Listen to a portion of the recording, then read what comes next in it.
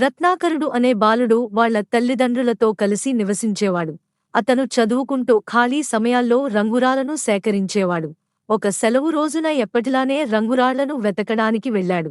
అలా వెతుక్కుంటూ వెళుతూ ఒక అడవికి సమీపానికి వెళ్ళాడు. వర్షం చిన్నగా మొదలైంది. కొంత దూరం అడవిలోకి వెళ్ళాడు. అక్కడ పొదల చాటున తలతల మెరుస్తూ అద్భుతమైన ఒక రాయి కనపడింది. అది ఎరుపు రంగులో మెరుస్తుంది. దాన్ని చేతిలోకి తీసుకున్నాడు. వర్షానికి శరీరం అంతా వణుకుతుంది. వర్షానికి వణుకుతూనే ఆసక్తికరంగా రత్నాన్ని పరిశీలిస్తూనే ఈ సమయంలో వర్షం ఆగిపోతే ఎంత బాగుంటుందో అని మనసులో అనుకున్నాడు. అలా అనుకోగానే వర్షం టక్కున ఆగిపోయింది. అది చూసిన రత్నాకరుడికి ఆశ్చర్యవేసింది. ఈసారి తన చేతిలో ఉన్న రత్నాన్ని నేలపై పెట్టి మళ్లీ వర్షం మొదలవ్వాలి అని తన మనసులో అనుకున్నాడు. కాని ఈసారి తన అనుకున్నట్టు వర్షం పడలేదు. మెరుస్తున్న ఆ రత్నాన్ని తన చేతిలోకి తీసుకుని ఈసారి వర్షం పడాలని అన్నాడు. అంతే వెంటనే ఉరుములు మెరుపులతో పెద్దవాన మొదలైంది. నాకు దొరికిన రత్నం మామూలు రత్నం కాదు. ఇది ఒక అద్భుతమైన మాయరత్నం అని అనుకుని ఎగిరి గంతేశాడు. అయితే ఏదంటే అది సాధించవచ్చు అని మురిసిపోయాడు. దీన్ని మరొకసారి పరిశీలించాలనుకుని మళ్లీ వెంటనే వర్షం ఆగిపోవాలనుకున్నాడు. వర్షం ఆగిపోయింది. చూసారా పిల్లలు ఈ అబ్బాయి తెలివితేటలు! తర్వాత తనకు కావాల్సిన పళ్లను కోరుకున్నాడు. ఆ రత్నం కారణంగా ఏది అనుకుంటే అది జరగడంతో ఆనందంతో మురిసిపోయాడు రత్నాకరుడు. ఈ మాయ రత్నాన్ని తన తల్లిదండ్రులకు చూపించి ఆనందాన్ని పంచుకోవాలనుకున్నాడు. వెంటనే అక్కడనుంచి ఇంటికి బయలుదేరాడు. మార్గమధ్యలో సింహం గర్జన వినిపించింది. ఆ సింహాన్ని చూసిన రత్నాకరుడు గజగజ వణికిపోయాడు. ఆ భయంలో తనకు ఏం ఆలోచించాలో తెలియక ఇప్పటికిప్పుడే రాయిని అయిపోతే సింహం బారి నుండి తప్పించుకోవచ్చు అని అనుకున్నాడు. అంతే వెంటనే రత్నాకరుడు రాయిగా మారిపోయాడు. ఆ రత్నం కూడా మెరుస్తూ రాయికి దగ్గరలోనే పడింది. అయితే పూర్తిగా రాయిగా మారిపోయిన ఆ రత్నాకరుడు ఆ రత్నాన్ని అందుకోలేక ఆ అడవిలోనే ఉండిపోయాడు. రాత్రి అయినా కూడా ఇంటికి ఎంతసేపటికి తన కుమారుడు రాకపోయేసరికి ఇంటి దగ్గర తల్లిదండ్రులు రాత్రంతా అన్ని చోట్ల వెతికారు. అయినా రత్నాకరుడు ఎక్కడా కనిపించలేదు. తెల్లవారాక కూడా కనిపించిన వారందరినీ అడుగుతూ చుట్టుపక్కల ఊర్లో బంధువుల ఇళ్లలో వెతికారు. అయినా ఆ రత్నాకరుడి జాడ తెలియలేదు.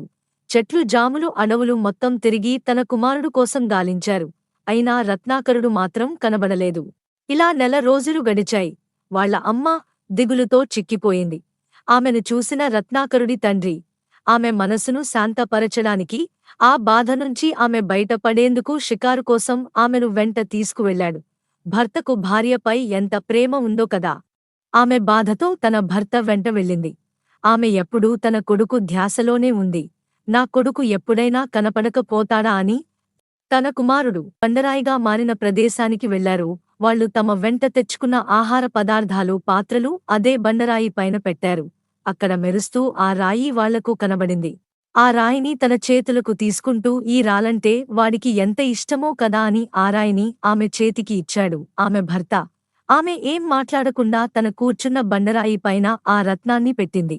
ఇప్పుడు మనతో రత్నాకరుడు ఉండి ఉంటే ఎంత బాగుంటుందో కదా అని భర్తతో అంటూ కన్నీళ్లు పెట్టుకుంది. నేను ఇక్కడే ఉన్నానమ్మా, ఏడవకు అని అరిచాడు. కాని రత్నాకరుడు బండరాయిలా మారిపోయాడు కాబట్టి ఆ మాటలు బయటికి వినపడలేదు. తన అమ్మ నాన్నలు పడుతున్న బాధను చూసి నేను ఇప్పుడు మనిషిగా మారితే ఎలా ఉంటుందో కదా అని రత్నాకరుడు తన మనసులో అనుకున్నాడు.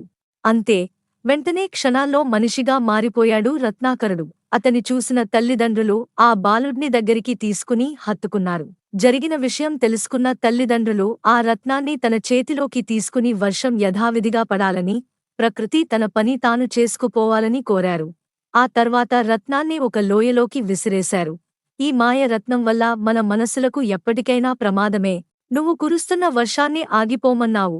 వర్షాలు పడకపోతే రైతులే కాకుండా మనం కూడా బ్రతకలేము. ఈ మాయ రత్నం చేతిలో ఉండి కూడా సరిగ్గా ఉపయోగించుకోలేకపోయావు. సింహాన్ని చూసిన కంగారులో నిన్ను నీవు రాయిగా మార్చుకున్నావు. వాడటం సరిగ్గా తెలియనప్పుడు ఈ రత్నం ఎప్పటికైనా ముప్పే. మనం మనలా బ్రతకాలంటే ఏ మాయలు మర్మాలు వద్దు అని రత్నాకరుడికి తల్లిదండ్రులు నచ్చజెప్పి ఇంటికి తీసుకుని వెళ్ళిపోయారు. చూసారా పిల్లలు, అల్ప సంతోషం ఎప్పటికైనా ప్రమాదమే. ఈ వీడియో నచ్చిందా? ఇలాంటి మరిన్ని కథల కోసం మా ఛానల్ను సబ్స్క్రైబ్ చేసుకోండి. ఇలాంటి మరొక మంచి కథతో మళ్ళీ కలుద్దాం.